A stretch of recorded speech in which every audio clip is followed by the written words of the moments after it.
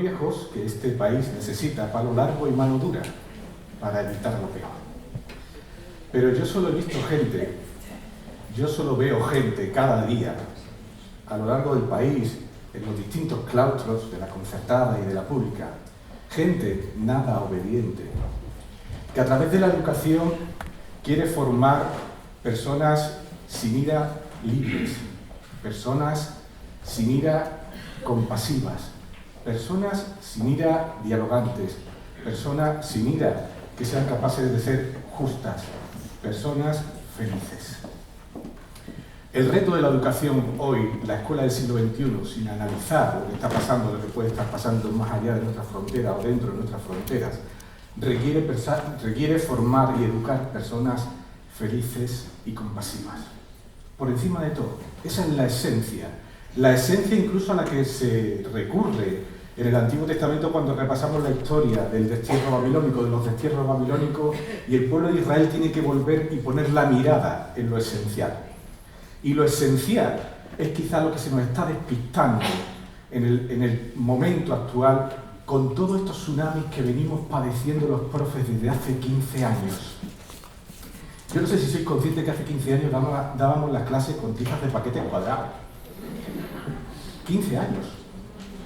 Y desde entonces hemos ido pasando por distintos tsunamis de Kant. Yo no sé quién inventó las redondas, que al principio eran muy chulis, no ensuciaban, pero que duraron poco porque además no pintaban bien. Y después las pizarras Vileda, que muchas de ellas todavía tienen alguna clase grabada porque se pintó con un rotulador que no era. Y allí sigue. Y los cañones, y ahora los Chromebooks, y los iPads, y el one-to-one, y en esos tsunamis seguimos. Y ahora es esta fenomenología de la innovación educativa, que imagino que os suena, ¿no? Y os resuena, ¿verdad? La innovación educativa justa y necesaria, porque evidentemente la escuela tiene que generar un cambio importante que dé respuesta a los chicos de hoy. Pero también tenemos que intentar que esa fenomenología de la innovación no nos barra, no nos meta en esta dinámica de prisas, de ir corriendo sobre paradigmas de que hay que hacer lo último y sobre el paradigma incluso de que todo lo nuevo es bueno por excelencia, ¿no? Y todo lo antiguo es malo. Mira, si la moda se está poniendo lo vintage, está de moda, pues a lo mejor tendríamos que recuperar también las cuestiones vintage en los coles, ¿no? No todo necesariamente lo nuevo es bueno. Y quizá habría que poner la mirada en lo esencial, en la persona. El destierro babilónico, uno de los destierros se da, lo dice el profeta Jeremías, porque se hacían los mejores cultos a Dios, los más agradables, los más sofisticados, y sin embargo habíamos olvidado poner la mirada en el otro. Por lo tanto, quizás en esta era de la inno-todo o la neuro-todo, porque ahora todo lo que empieza por inno es guay y todo lo que empieza por neuro es guay, ya no es doy matemáticas, no, doy neuromatemáticas. Y es ya, este tío tiene que dar algo súper chulo. Y ahora dentro de la inventaremos la neuroreligión, la neuropastoral, la neuro... Muchas veces pienso, digo, si esto se trasladara a otros sectores profesionales, ¿no? Innopanadería y neurobollería, Susana. Posiblemente iríamos a comprar mucho más ahí, ¿no? Y sin embargo la palabra innovación es de las palabras más gastadas en los últimos 5 años. Por lo tanto es la palabra menos novedosa. Y posiblemente incluso todo lo que se está filmando ahora mismo sobre la neurociencia tendría que estar mirado con lupa, porque la neurociencia o la neuropedagogía o la neuropsicología es una ciencia muy joven y que todavía está empezando a asomar la cabeza y ninguno de ustedes se pondría en manos de médicos que actualizan su formación leyendo las revistas muy interesantes, ¿verdad? Sino que de alguna manera buscan fuentes fidedignas de investigación. Y se ha abierto un panorama ahí que, bueno, que sí, que tiene su parte de sentido, pero que quizás también nos está haciendo perder un poco la perspectiva sobre lo más importante. Para mí quizás lo más novedoso en el momento actual es que seamos capaces de dar sentido a todo lo que hacemos. Porque uno acaba teniendo la sensación de que se nos puede estar yendo un poquito la pinza con todas estas fenomenologías, ¿no? Que, en un sentido cariñoso, de verdad, insisto, no es un discurso en contra de nada, sino es un discurso de mirada hacia lo esencial. Ahora parece que si algo que siempre ha funcionado tiene el mismo nombre de antes, hay que cambiarle el nombre para que parezca nuevo, ¿no? Y se habla mucho del escape room, ¿no? Y bueno, fenomenal, ¿he hecho un escape room en religión o he hecho un escape room en matemáticas? Fenomenal. Si dices, has hecho una gincana, quedas como antiguo, ¿no? He hecho una gincana, joder, una gincana. Eso, te has quedado atrás, ¿no?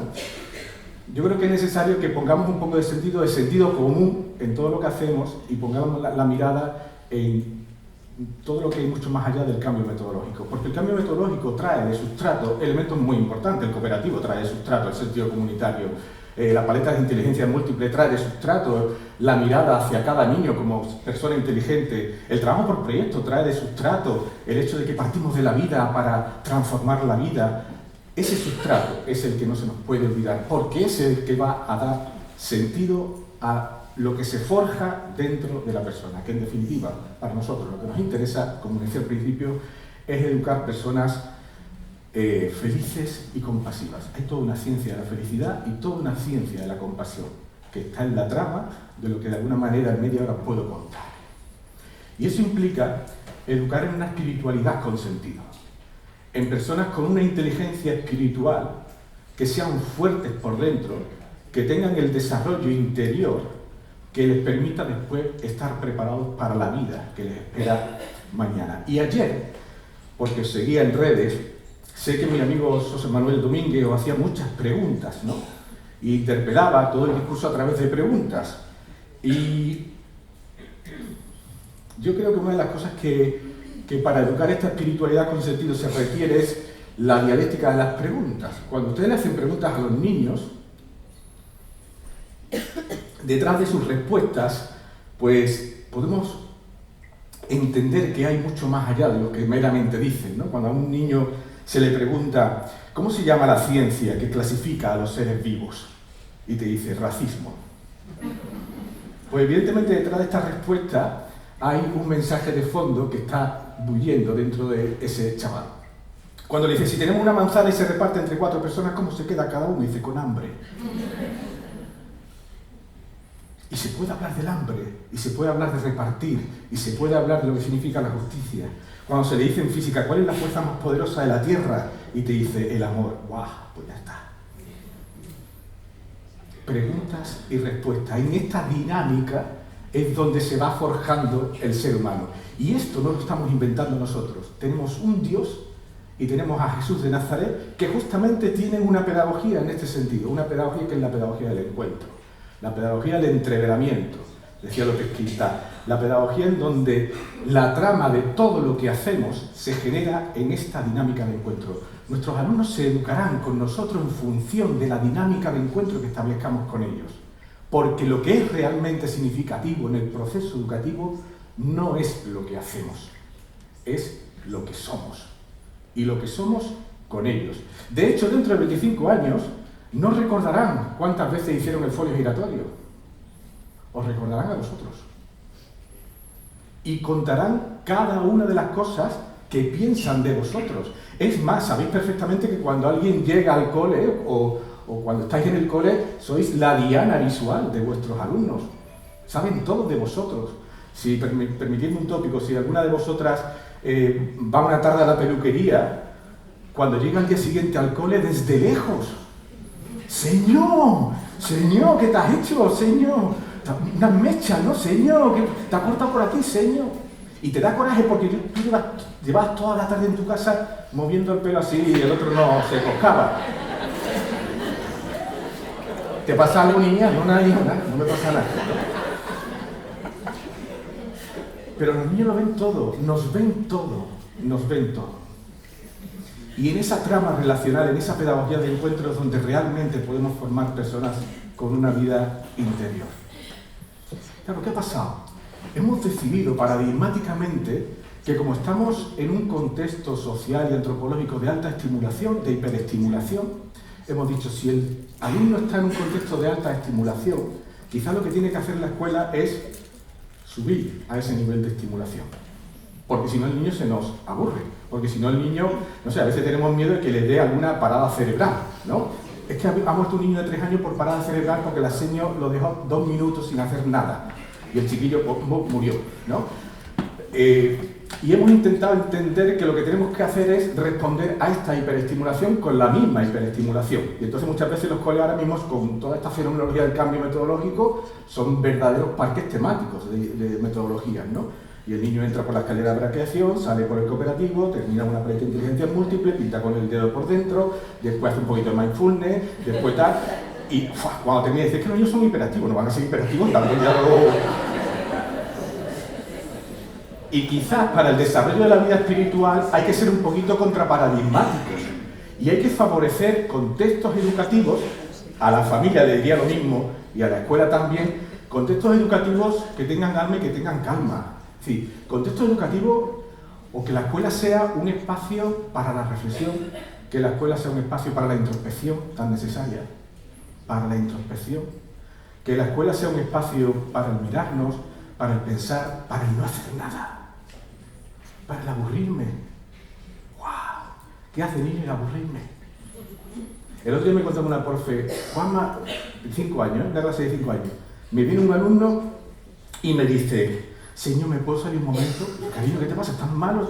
No, que necesito salir un momento, pero mi vida, claro, la profe no se espera esa demanda, con lo cual al principio como que entra una especie de hecho no sabe qué responder y el niño como tiene 5 años domina el ambiente, conoce a su profe, etcétera, etcétera, mientras está haciendo la demanda se está saliendo, es decir, no espera la respuesta, ¿no? Y se va, y la profe va detrás, el niño sale, se sienta en el pasillo, pone su espalda en la pared que está al lado de la puerta de la clase y le dice la señora, mi vida, ¿te pasa algo?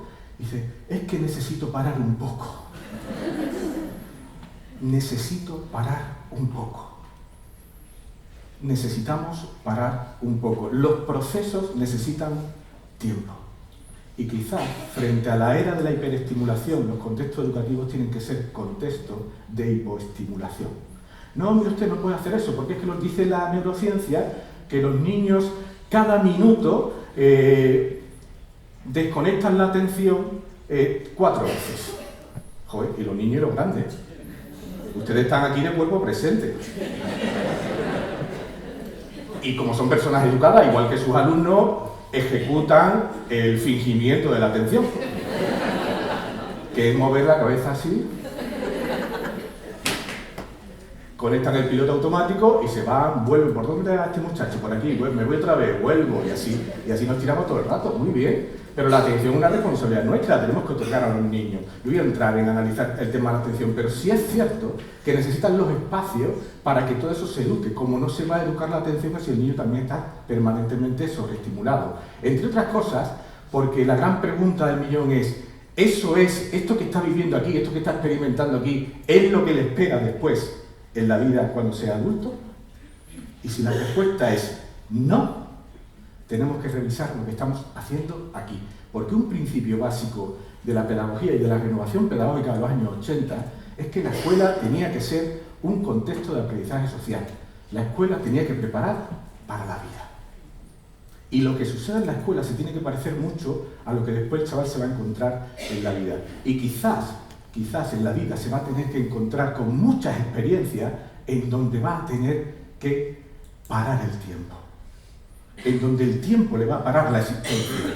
Cuando una madre o un padre le dice a su hijo, cariño, en 5 minutos nos vamos a la catequesis. Y dice el niño, ¿y mientras qué hago? Y ahora te entra como una ansiedad por aquí, porque dice, uy, ¿qué hace mientras mi niño? Y saca el móvil, le das el móvil, le das la pantallita o lo que sea, para que siga estimulado. ¿Y mientras qué hago? Esperar. ¿Esperar? ¿Cómo va a esperar? Corre el riesgo de la parada cerebral, no os olvidéis.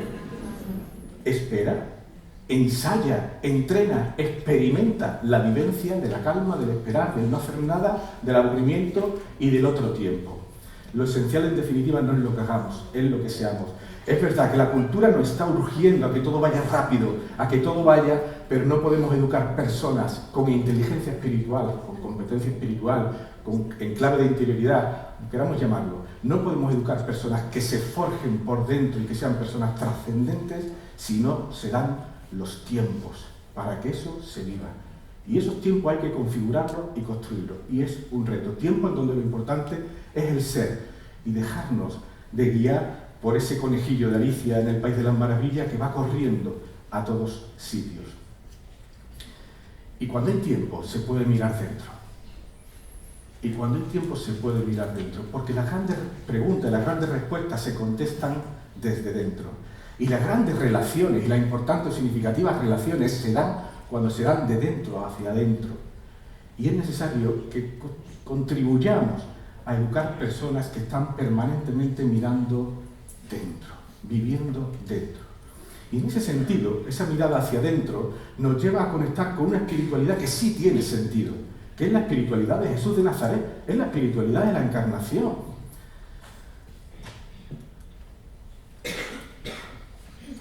Pensamos que la manera que podemos trabajar la espiritualidad o la interioridad muchas veces es generando lo que llamamos los spas religiosos, ¿no?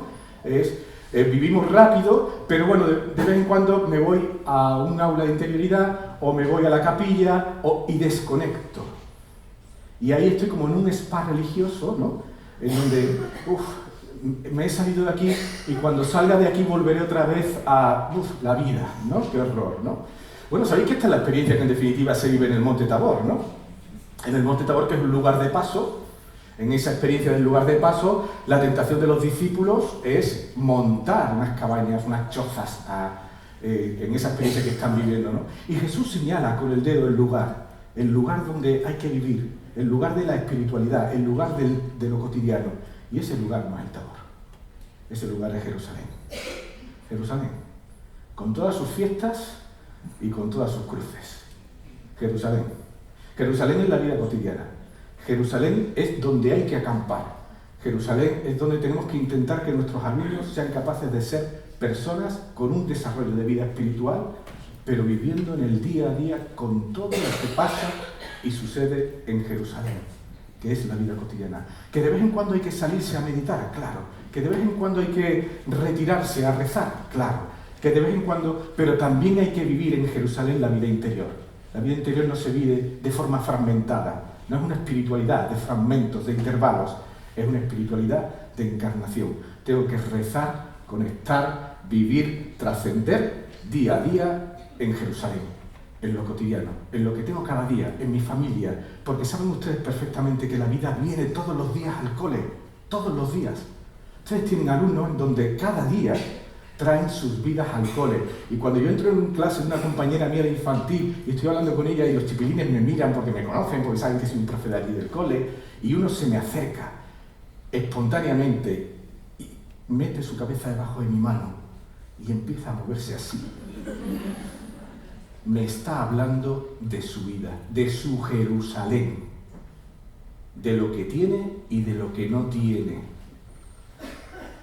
Y ahí hay que dar respuesta, ahí hay que iluminar, ahí hay que intentar poner semillas dentro de ese niño para que ese niño pueda seguir afrontando eso que tiene en el día a día. Por lo tanto, la espiritualidad de la encarnación, una espiritualidad con sentido, nos lleva a educar personas que estén permanentemente conectadas. Y por lo tanto, no se trata de vivir una espiritualidad de desconexión, que es la tentación que tenemos siempre. Es viernes, por fin es viernes, voy a desconectar. Las vacaciones, es un tiempo para desconectar. Me voy a ir de viaje y así desconecto. Me voy a ir a un spa y así desconecto. Parece que conectar es como una carga, ¿no? Resulta que Juanma nos está diciendo que tenemos que estar permanentemente conectados. ¡Qué cansado! No. Al revés, si lo pensáis bien, lo que nos agota es el esfuerzo que hacemos diariamente por desconectar, cuando además nos desconectamos. Tú estás el viernes por la tarde, el viernes al mediodía, que llevas toda la semana de evaluación, de tareas, estás cansada, estás agotada, y a eso de la 1:30 recibes un WhatsApp de tu marido que te dice: cariño, no sé, que llevas una semana muy mala, muy tensa, muy cansada, te recojo a las 2 y te voy a llevar a un jacuzzi. Esto lo suelen hacer muchos los maridos, ¿no? Y cuando te anima, ¿no? Porque voy a desconectar, ¿no? Que bien me va a venir porque voy a desconectar y tal. Y cuando voy a salir, me cruzo con el director del centro y me dice: ¿ya te vas? Sí, ya me voy. Claro, son las 2. Bueno, venga, sí, vete porque son las 2 y no te voy a entretener. Pero por favor, el lunes a primera hora vengo al despacho que tengo que hablar contigo. Dice, ¿hizo usted alguna vez un trío? Dice, ese día en el jacuzzi estaba mi marido, el director, estaba yo, me lo llevé allí conmigo, ¿no? Todo el fin de semana estás con el director para arriba y para abajo. ¿Qué raro? ¿No será por esto? ¿Por qué he llegado tarde? Que me diga a mí que he llegado tarde. Yo 23 años en este colegio no he llegado tarde nunca. ¿No? Me va a decir a mí que he llegado tarde. Vamos, y está la otra que llega tarde todos los días, pero como esa se va a tomar café, esa no le dice nada. Y tu marido, cariño, está relajado mi vida, mucho. Estoy la más de relajado. Estoy aquí intentando desconectar. ¿Qué has hecho? Un esfuerzo enorme por intentar desconectar sobre algo que no. ¿Qué hubiera pasado si hubieras conectado con el jacuzzi y con tu marido? ¿Dónde hubiera quedado el director? En el colegio. ¿Y cuándo lo recoges? El lunes por la mañana. Conectar nos alivia. Dice Tony Catalá que Jesús viene a practicar el alivio. La espiritualidad de Jesús es una práctica de alivio. Conectar con lo que hacemos en cada momento nos alivia. Ustedes, lo siento mucho, están aquí. Y es con esto con lo que tienen que conectar. Sé que se han ido varias veces, porque se les nota en la cara, pero este es el sitio en el que tienen que estar. Y si estuvieran solo aquí, como esta experiencia no es altamente traumática, pues estarían bien. Lo que les hace estar mal es cuando se van. Porque cuando se van a algo que les preocupa. Y entonces eso les hace estar mal. ¿Les suena esto a los caminantes de Emaús? Unos caminantes que van haciendo un proceso mental, los psicólogos lo trabajamos mucho, ¿no? Porque ustedes saben que ahora mismo los dos elementos fundamentales de la falta de salud mental son la depresión y la ansiedad. Y lo que van rumiando esas dos personas, los caminantes de Emaús, tiene que ver con el pasado, que les provoca tristeza, y tiene que ver con el futuro, lo que les provoca miedo y ansiedad. Están tristes por lo que ha pasado y temen lo que puede suceder. Y resulta que un caminante llega y se cruza con ellos y empieza una relación de encuentro, dialógica, de preguntas y respuestas, de tocar la sensibilidad, la espiritualidad y el interior de esos caminantes que vienen angustiados y que vienen tristes. Esa angustia y esa tristeza de los caminantes de Emaús es la que comemos todos los días en nuestra vida cotidiana. Estamos todos los días alternando entre lo que nos entristece del pasado y lo que nos angustia del futuro. Y resulta que cuando ese caminante hace una nueva lectura de ese pasado, hace una nueva lectura de ese futuro, pero sobre todo cuando ese caminante toca el interior de esas dos personas y les hace que se sitúen en el momento presente, ¿qué les ocurre a los caminantes? ¿Qué les ocurre? ¿El qué? No te oigo. Les arde el corazón. Les arde el corazón. ¿Y qué más? Reconocen a Jesús. Solamente podemos vivir experiencias de reconocimiento de lo trascendente cuando somos capaces de educar a nuestros alumnos y a nosotros mismos en esta clave del estar presente en este momento. No andéis agobiados por el mañana. A cada día le va a estar su afán. Y en ese momento presente resulta que Dios sigue gritando: Shema Israel, escuchadme, nos va a tener que mandar cualquier día un WhatsApp. Lo que pasa es que ese día se nos caerá el móvil de las manos. Necesitamos hablar. Y el WhatsApp, Dios, ¿no? Se te cae el móvil de las manos, ¿no? Pero sin embargo esto nos lo está diciendo permanentemente. Decía Francisco de Asís: Dios se asoma a la creación a través de todas sus criaturas. Y sabemos, por la teología, porque hemos estudiado, que tenemos la ventaja de tener un Dios que sale al encuentro. Nosotros no vamos en busca de Dios, no, Él es el que viene a buscarnos. Él es el que sale a nuestro encuentro. La pedagogía de Dios, la pedagogía de Jesús de Nazaret, es una pedagogía de salir al encuentro del otro. Y nos está diciendo: escucha. Pero para escuchar no tenemos que pararnos, para escuchar no tenemos que atender, para escuchar tenemos que estar presentes, porque Dios está hablando permanentemente a través de todas y cada una de sus criaturas. Y ahora mismo, en este momento presente, Dios está hablando. Me lo he creído un poco, ¿verdad? Una vez que escucho a ese Dios que se manifiesta, me empiezo a plantear qué pinta Dios en mi vida. ¿Qué pinta Dios en mi vida? ¿Qué pinta Dios en la vida de nuestros alumnos? Antes nos decían que teníamos que ser testigos, ¿no? Y ir más allá de cuando tú eres testigo de ese Dios, el alumno empieza a plantearse qué pinta Dios en mi vida, porque empieza a ver que Dios pinta algo en la tuya. Y estamos empezando a sembrar semillas dentro del chico, en donde empieza también a plantearse cosas nuevas sobre ese Dios que tiene que pintar algo en su vida. Y todo eso también, una vez que lo hemos entramado, pues lo vivimos de forma práctica, y aquí ya también resumo un poquito algo que se decía mucho más sistematizado en la ponencia anterior, ¿no? Con prácticas que tienen que ver con la contemplación, con la oración, con hacer el bien, porque es que resulta que ahora la neurociencia de la felicidad y la neurociencia de la compasión han descubierto que las personas, cuantos más buenas son, tienden a ser como más felices. Y las personas, cuanto más felices son, tienden a ser más buenas. Por lo tanto, felicidad y bondad, felicidad y compasión van de la mano. Por eso es necesario también que esta espiritualidad con sentido sea una espiritualidad de donación, una espiritualidad de darse. Porque justamente también la espiritualidad de la encarnación, la espiritualidad que dio sentido a todo lo que hacemos, es la espiritualidad de la entrega absoluta por amor al otro. No es una espiritualidad como la de los esenios, de retirarme del mundo, de irme a vivir, de sentirme superior a otros. Es la espiritualidad del que da la vida por los amigos. Así que si queremos educar en espiritualidad con sentido, hacer lo que os salga del corazón. Muchas gracias.